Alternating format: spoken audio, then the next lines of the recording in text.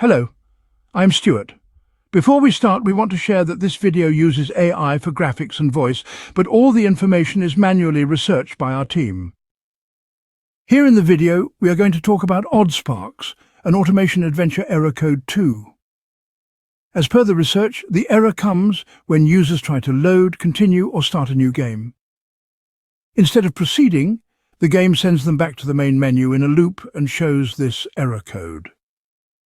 According to our research, the error may be caused by a login issue, game glitch, or a missing update. Now let's talk about the troubleshooting steps you can try.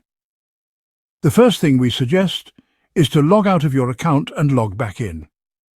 Once done, try launching the game again and check if the error still comes. If the error still comes, restart the game completely and try again. Then see if this helps with the error. If the error still persists, restart your device and try opening the game once more. Then check if the error still comes. If the error still continues, check if there are any pending updates for the game. If there is an update, install it and check if this resolves the error.